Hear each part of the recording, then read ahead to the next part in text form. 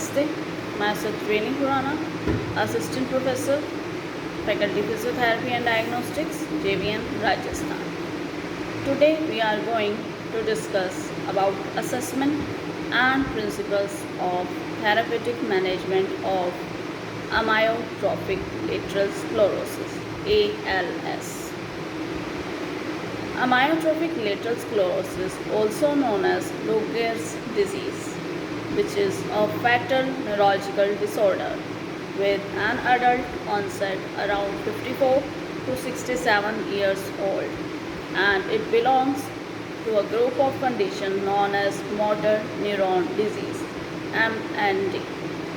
Its clinical hallmark is the degeneration of both upper and lower motor neurons, leading to progressive muscular atrophy and weakness, and ultimately to paralysis.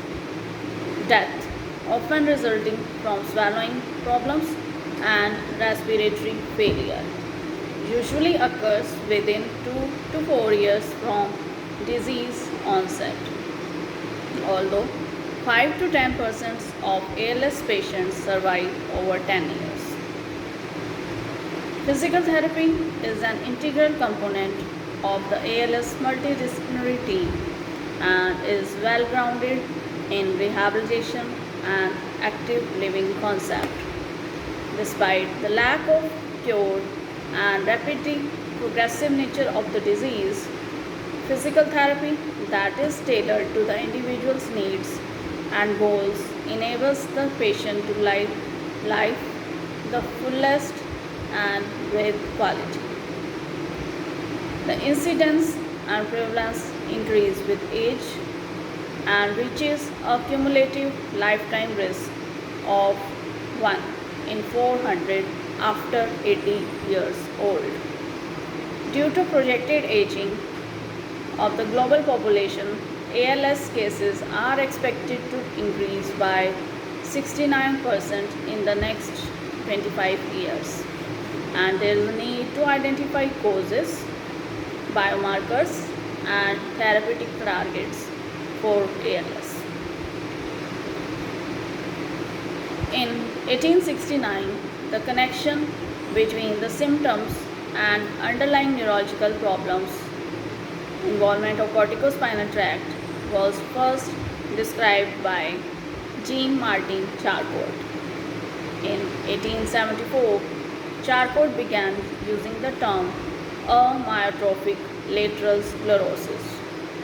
The disease became widely published in US when it affects the famous baseball player Lou Gehrig, and later when the Ice Bucket Challenge became popular in 2014. Now, epidemiology of the ALS.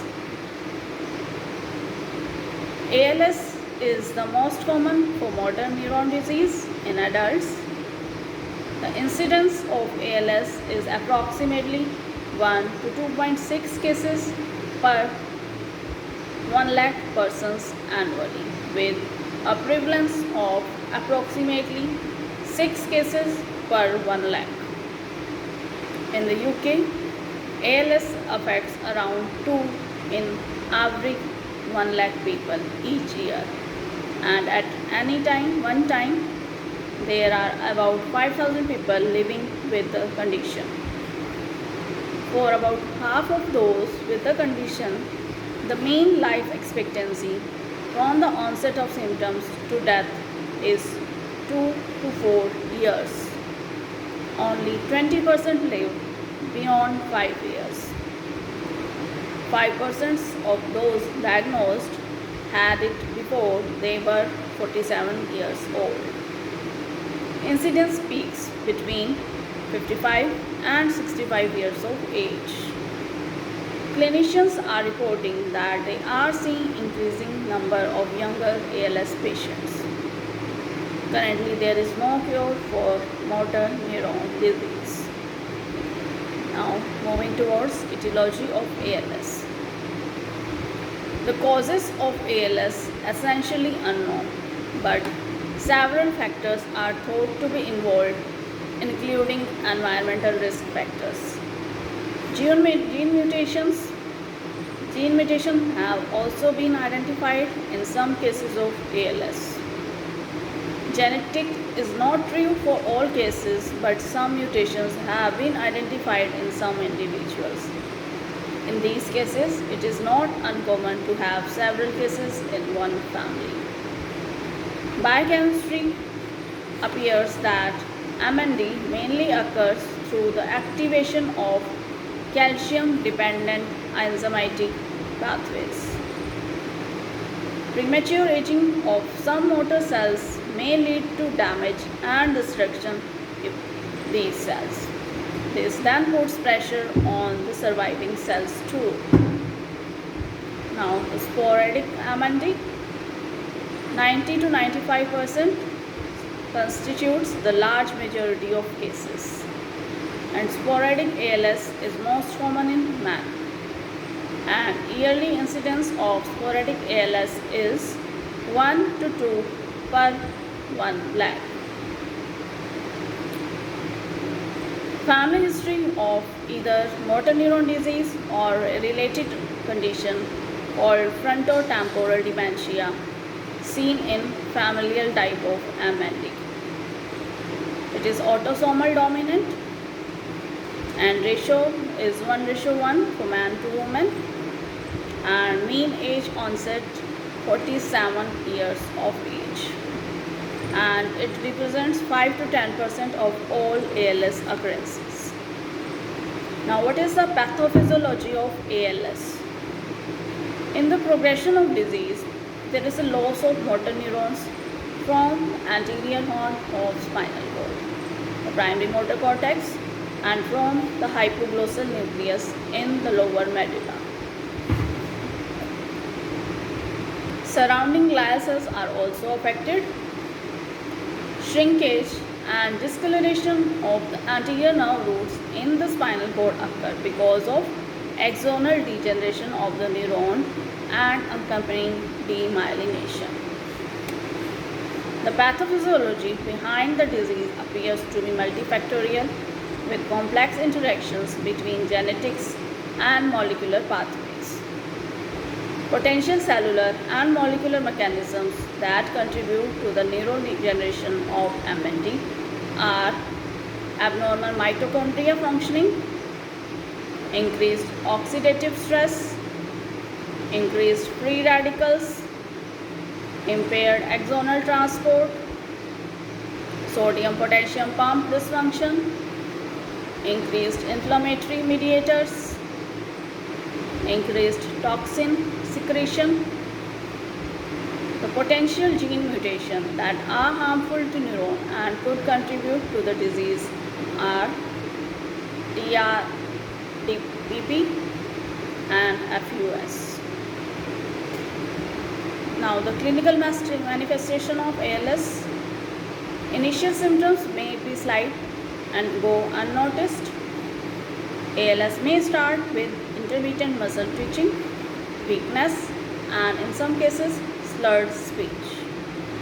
The progression of ALS can also vary between individuals. Initial symptoms may vary depending on where it first manifests.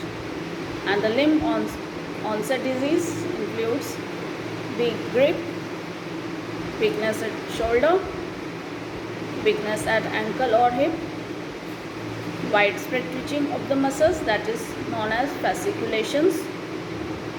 Muscle cramps are also visible, and visible wasting of muscles with significant weight loss. This is for limb. And next is for bulbar onset disease.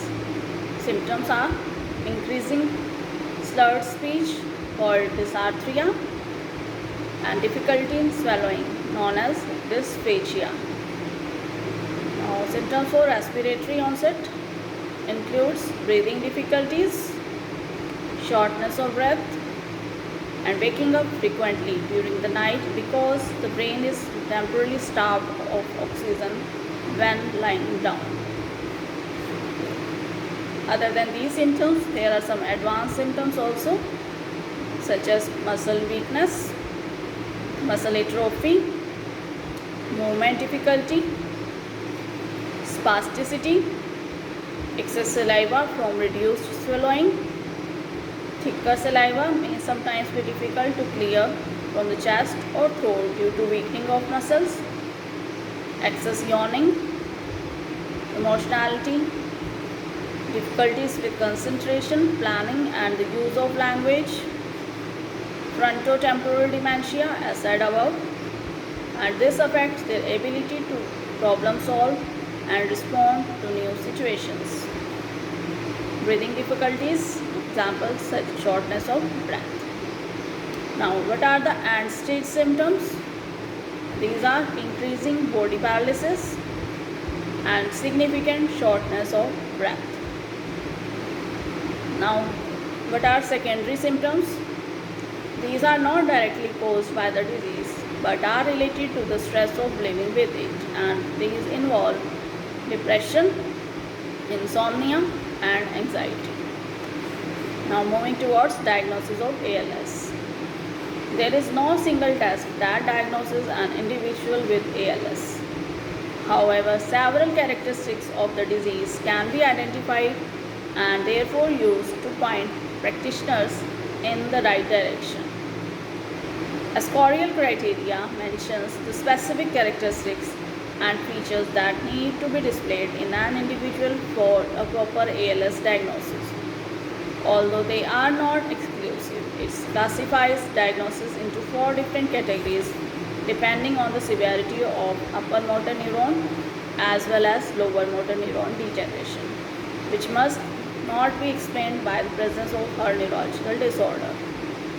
Physicians use a combination of a few methods such as electromyography and neuroimaging to identify upper motor neuron and lower motor neuron degeneration, which is the most prominent feature in neurodegenerative disorders.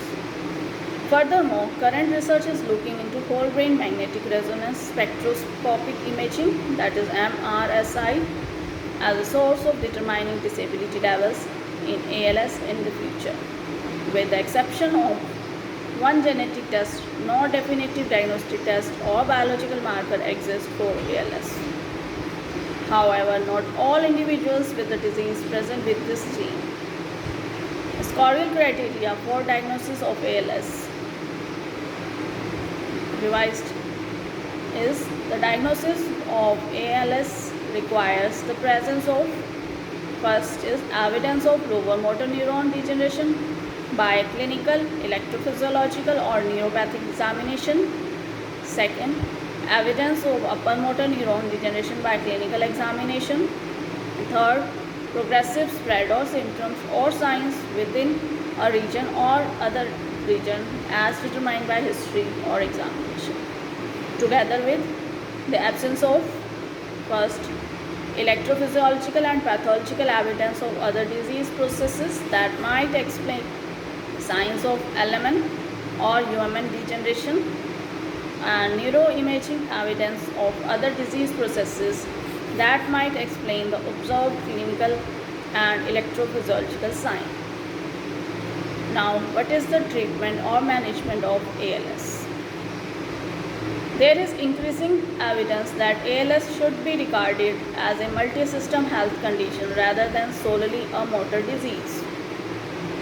There is no cure or standard treatment for ALS, so the focus is on supportive treatments that aim to maintain the individual's quality of life.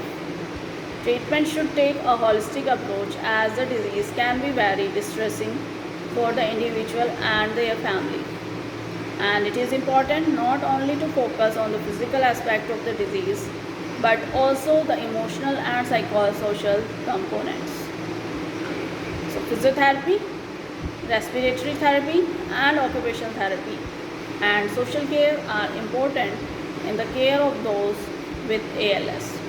Dietitians can help ensure that those with ALS eat a balanced diet and receive proper nutrition to help them maintain weight and keep up their strength, as individuals can often lose weight as their ability to swallow is impaired.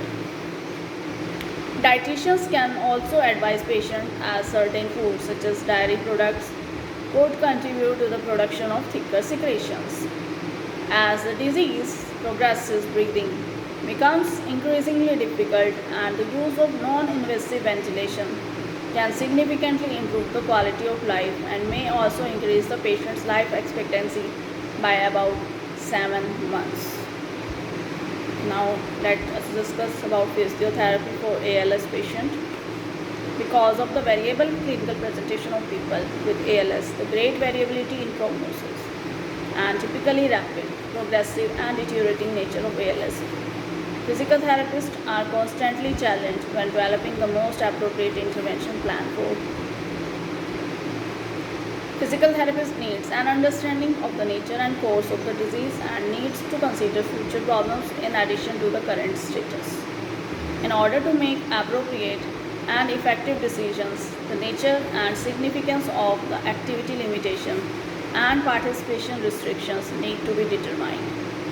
Decision making involves determining which impairments, activity limitation and participatory restriction can be restored, require compensatory strategies, require referral to a different healthcare professional, and cannot be affected by physical therapy intervention at all. Many of the problem symptoms of ALS can be addressed by appropriate physical therapy interventions such as fatigue, energy conservation, muscle stiffness by stretching exercises, muscle cramps by stretching exercises, pain. Its intervention depends on the source of pain.